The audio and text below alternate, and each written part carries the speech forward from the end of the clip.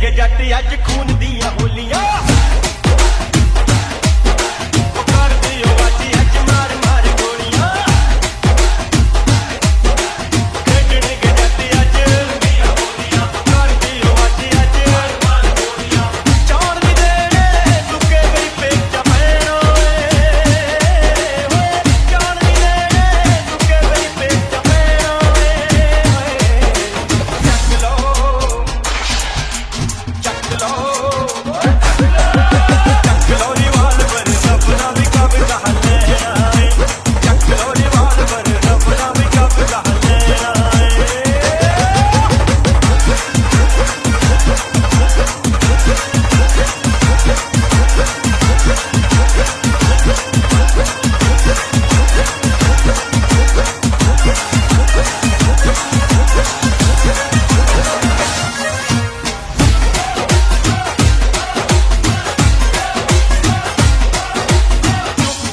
दे जरा जिप्सी चुनागनी कोली गोली वेलियां दी हिक विच दागनी चुप के फड़ा दे जरा जिप्सी चुनागनी कोली गोली वेलियां दी हिक विच दागनी बड़ा पहलिया दा बाहो नसे ओए बड़ा पहलिया दा बाहो नसे ओए चक लो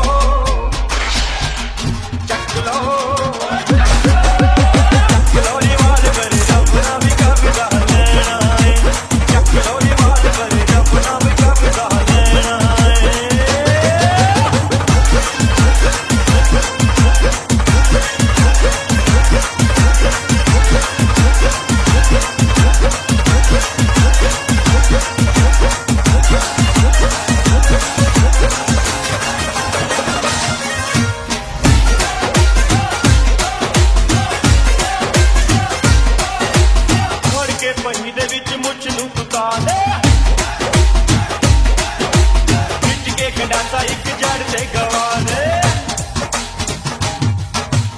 मर के पहिए दे विच विच के गंडासा इक जड़ ते गवा दे अज मारना या फिर मरना पेड़ो अज मारना या फिर मरना पेड़ो चक लो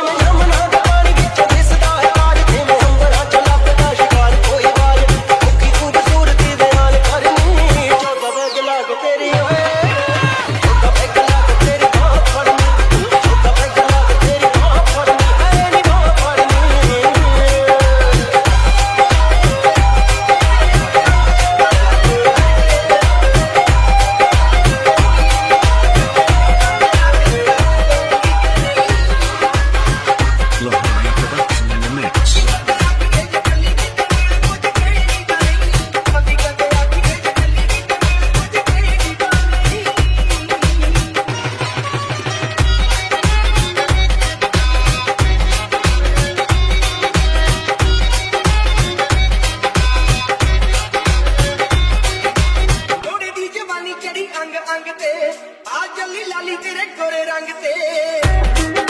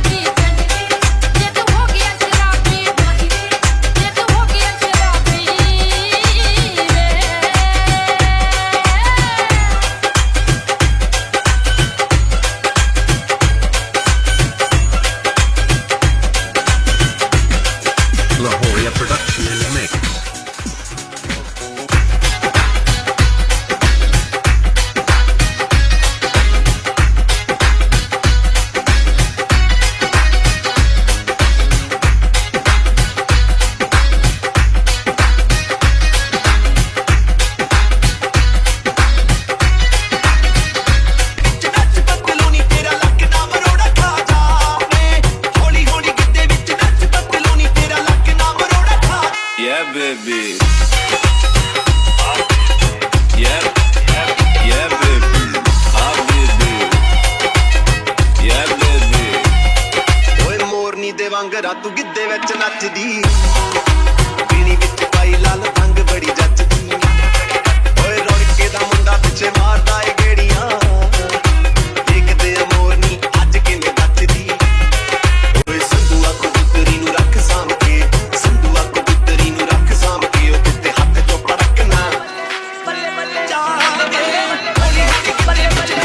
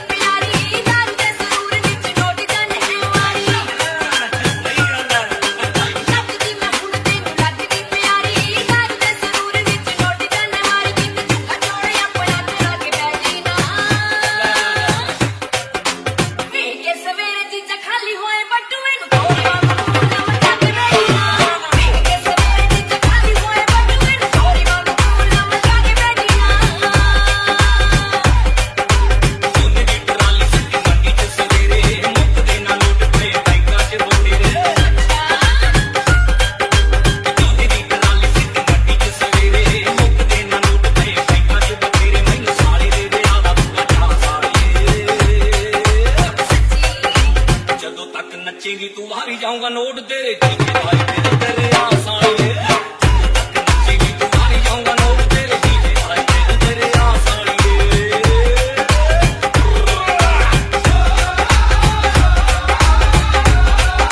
ਪੱਕੀ ਗੱਲ ਤੈਨੂੰ ਅੱਗ ਲੱਗ ਜਾਊਗੀ ਨਾ ਕਹੇ ਤੇ ਨੱਚ ਕੁੜੀਏ ਐਵੇਂ ਮੁੰਡਿਆਂ ਦਾ ਰੂਪ ਦੇਂਗੀ ਕਾਲਜੇ ਐਵੇਂ ਮੁੰਡਿਆਂ ਦਾ ਰੂਪ ਦੇਂਗੀ ਕਾਲਜੇ ਨਾ ਰਾਤ ਵਰਗ ਮੱਚ ਕੁੜੀਏ ਨੱਚ ਕੁੜੀਏ ਨੱਚ ਕੁੜੀਏ ਨੀ ਪੱਕੀ ਗੱਲ ਤੈਨੂੰ ਅੱਗ ਲੱਗ ਜਾਊਗੀ ਨਾ ਕਹੇ ਤੇ ਨੱਚ ਕੁੜੀਏ ਪੱਕੀ ਗੱਲ ਤੈਨੂੰ ਅੱਗ ਲੱਗ ਜਾਊਗੀ ਨਾ ਕਹੇ ਤੇ ਨੱਚ ਕੁੜੀਏ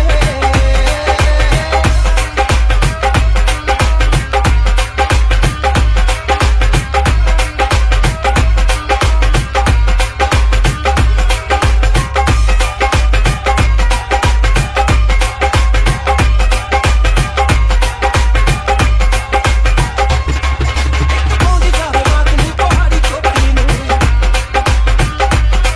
ਆਨੂੰ ਮਾਰਦੀ ਲੱਗੇ ਸਾਡੀ ਰੋਜ਼ੀ ਰੋਟੀ ਨੂੰ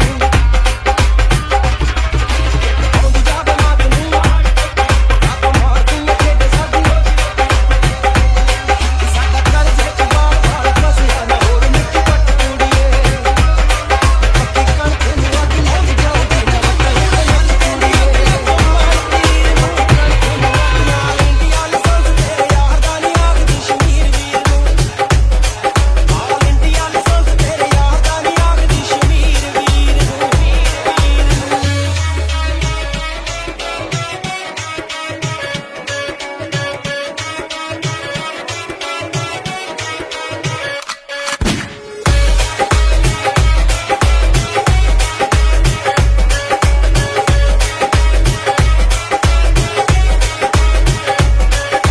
ਰੇਤਿਆਂ ਦੇ ਵਿੱਚ ਬਗਦਾਦੀ ਫਿਰੇ ਨੱਚਦਾ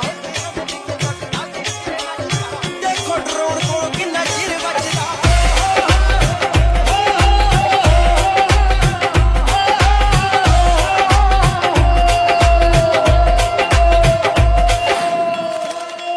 ਇੱਕ ਸ਼ੌਕ ਕਬੂਤਰਬਾਜ਼ੀ ਦਾ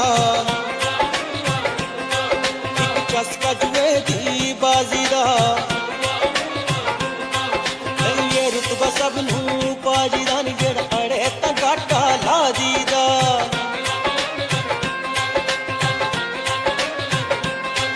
ਇੱਕ ਸ਼ੌਕ ਕਬੂਤਰ ਇੱਕ ਚਸਕਾ ਜੂਏ ਦੀ ਤੇ ਇਹ ਰੁਤਬਾ ਸਭ ਨੂੰ ਤੇ ਜਿਹੜਾ ਅੜੇ ਤਾਂ ਘਾਟਾ ਰੁੱਖ ਮੋੜ ਦਈਏ ਤਲਵਾਰਾਂ ਦਾ ਮਿੱਤਰਾਂ ਨੂੰ ਸ਼ੌਕ ਮਿੱਤਰਾਂ ਨੂੰ ਸ਼ੌਕ ਹਥਿਆਰਾਂ ਦਾ ਮਿੱਤਰਾਂ ਨੂੰ ਸ਼ੌਕ ਹਥਿਆਰਾਂ ਦਾ ਇੱਕ ਚਾਕਾ ਸੋਹਣੀਆਂ ਨਾਰਾਂ ਦਾ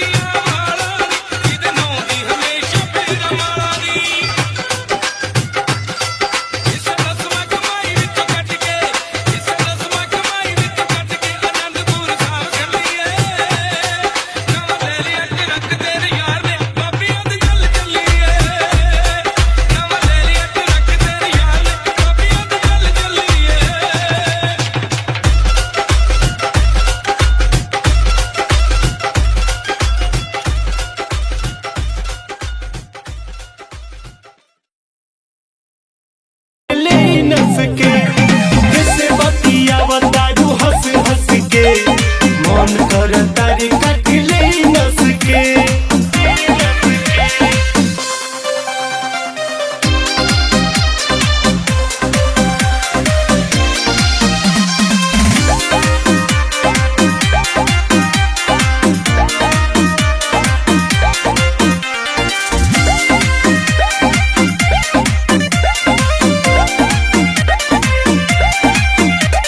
रब की कसम हम तोहरा सिवा दूसरा के ना चाहनी हो, तू हमारा के चाहे लू ई सोच के बड़ी खुश रहनी हो।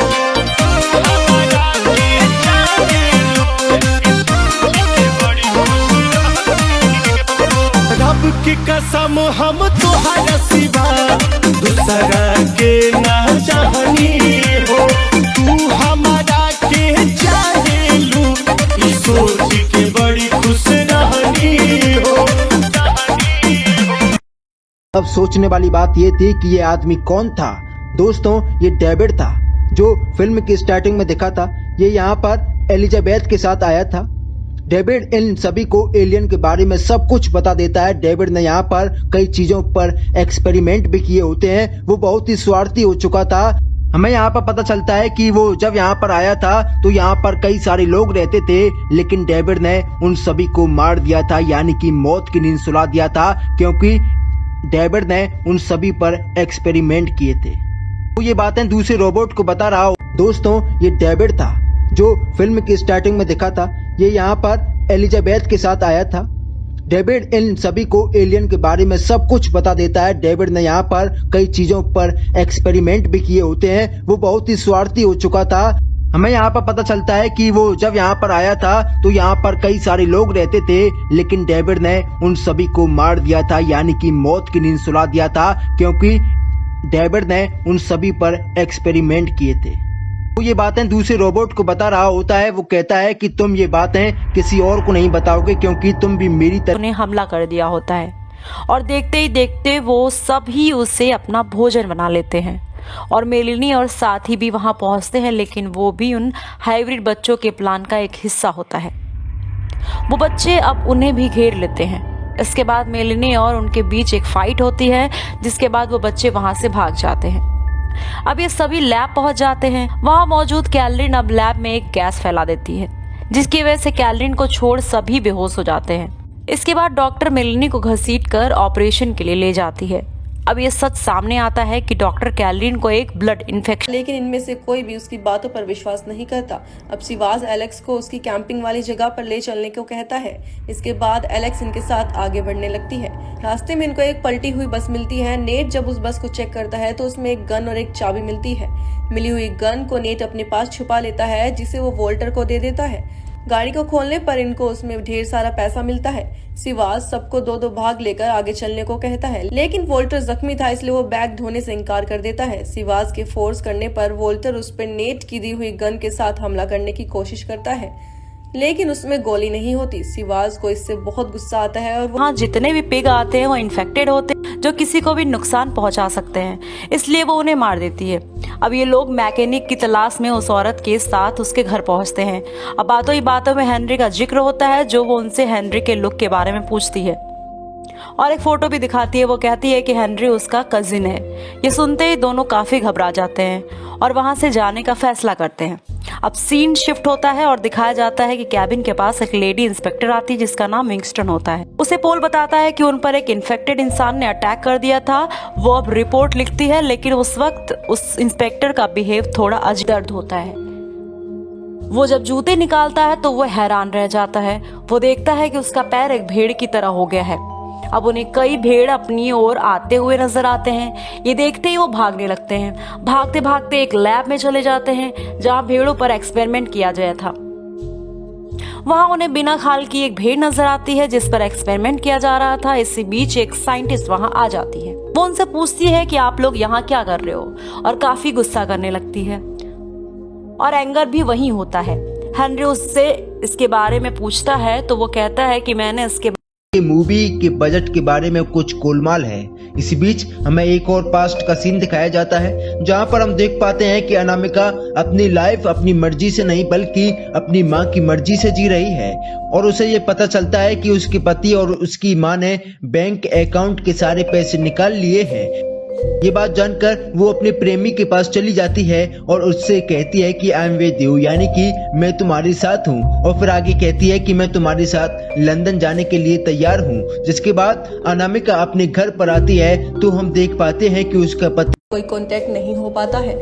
अब डिलन यही सोच रहा था कि ये सब थ्रेडियस की गेम है क्योंकि सारे हॉर्समैन्स ने मिलकर उसको अरेस्ट कराया था और थ्रेडियस कहता है कि ये सब मैंने नहीं कराया है, लेकिन मैं ये जानता हूँ कि ये सब कैसे हुआ है और इस टाइम पे हॉर्समैन्स कहाँ पर है और मैं तुम्हें उनके पास लेकर जा सकता हूँ, लेकिन ये तभी पॉसिबल होगा जब मैं जेल से बाहर आऊँ। उधर हम चारों हॉर्समैन्स को एक मैजिक शॉप में देखते हैं और यहाँ पर डैनियल आई कम्युनिटी को कांटेक्ट करता है क्योंकि वोल्टर की बात मानने का भी उनका एक रीजन था कि वो उस चिप को चुरा कर आई को दे देंगे और इसलिए डैनियल अब आई को कांटेक्ट करता है और अब वो बहुत ज्यादा अलर्ट सिक्योरिटी से लड़ूंगा। एजेंट टीनेजर लड़ाई शुरू कर देता है लेकिन फाइनली एनेबिस उसको पकड़ लेती है तो एनेबिस सबके सामने लाइव आके उस बच्चे को मार देती है। उसके बाद रेड टेल्विन कहता है कि मैं उसे छोड़ूंगा नहीं, तो वो उसके पास उसके अड्डे पर जाता है और वहां जाकर उसे मारने की कोशिश करता है लेकिन रेड टेल्विन भी मारा जाता है। जब प्रेसिडेंट को इस बात का पता चलता है तो वो परेशान हो जाता है कि ऐसे कैसे हो सकता है, रेड टेल्विन कैसे मर सकता है। राइट हुक ने एक और बच्चे को ट्रेनिंग दी थी जिसका नाम है लिटिल विंगर्स। वो भी मार्वलस मैन जैसा होता है और उसे बेचता है एरेबिस के अड्डे पर। वहां जाकर वो तबाही मचा देता है और सबको मार देता है। नाइट हुक कोटेक्स से कहता नजर आता है जिसके पास कई भेड़ें होती हैं। उससे अचानक भेड़ों की आवाज आने लगती है जो बेहद डरी हुई मालूम होती हैं। इस बीच कोई चीज जमीन के अंदर से ही फ्रेड को नीचे की ओर खींचने लगती है। इसके बाद सभी भेड़ भी मारी जाती हैं। अब वहां मैकी और अर्ल आते हैं। वो इस भयानक नजारे को देखकर बेहद घबरा जाते हैं। वो लोग फ्रेड को ढूंढने लगते हैं, फिर उन्हें जमीन पर उसकी कैप दिखाई देने लगती है। वो उसको उठाते ही वहां से 4 कदम की दूरी पर हट जाते हैं। दरअसल हैट के नीचे फ्रेड का कटा हुआ सिर होता है। ये देखने के बाद दोनों वहां से भाग खड़े ऑफ करने के लिए बोलता है, जिसके बाद सभी लाइट्स को बुझा दिया जाता है। अब उसकी बॉडी का चेकअप होता है तो पता चलता है कि वो बिल्कुल नॉर्मल इंसान की तरह ही काम कर रहा है। इसी तरह 3 दिन गुजर जाते हैं। अब उसे वापस विजिबल होने के लिए एंटीडोस को इंजेक्ट किया जाना होता है। इंजेक्ट करने के बाद उसके शरीर में तेज दर्द होने लगता है। इसके साथ ही वो विजिबल भी नहीं हो पाता है। उसे अब ऐसा लगता है कि वो मरने वाला है। उसकी हालत काफी खराब होने लगती है। इसे देख उसके सहयोगी उसे एक मास्क लेप लगा देते हैं। अब धीरे धीरे वो मेंटली डिस्टर्ब भी होने लगा था। इसे लेकर काफी परेशान भी था। जिंदा बच पाती है उस लड़की का नाम होता है सैली। उस लड़की ने पुलिस को अपना बयान दर्ज कराया था, जिसके बाद उसने इस बारे में किसी को भी नहीं बताया, यानी कि इस बारे में उसने कभी भी डिस्कस नहीं किया, क्योंकि दोस्तों ये बहुत ही भयावह कांड था। दोस्तों उस बयान में उसने एक खूनी का जिक्र किया था। खूनी ने चमड़े का मास्क पहना हुआ था, इसलिए वो उसका असली चेहरा देख नहीं पाई थी।